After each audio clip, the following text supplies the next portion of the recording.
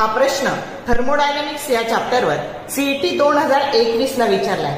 The relation obeyed by the perfect gas during an adiabatic process is PV raised to 3/2. The initial temperature of the gas is T. When the gas is compressed to half of its initial volume, the final temperature of the gas is option A 2√2 capital T, B 4 into capital T, C √2 into capital T and D 2T.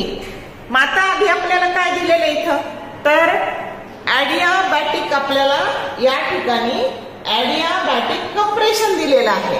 मग adiabatic compression मध्ये relation काय असतं तर equation of state तुम्हाला PV raised to 3/2 दिलेलं आहे. म्हणजे गॅमाची किंमत 3/2 दिलेली आहे आणि कंप्रेस झाल्यावर फायनल व्हॉल्यूम हा इनिशियल व्हॉल्यूमच्या हाफ झालेला आहे.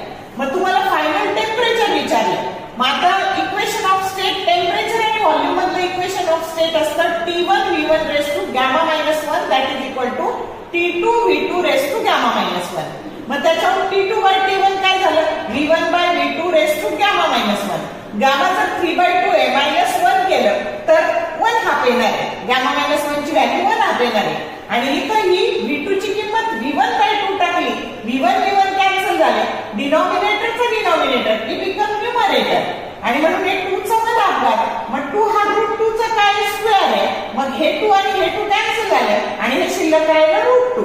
मग T2 बरोबर √2 इंटू T1 आणि T1 ला T म्हटलेलं आहे. म्हणजे करेक्ट ऑप्शन काय आलेला आहे C आलेला आहे. या पद्धतीने सोडवायचं. शॉर्ट व्हिडिओ आवडले लाईक करा, शेअर करा, कमेंट करा. For more useful tips and tricks keep watching wings of physics. Thank you very much.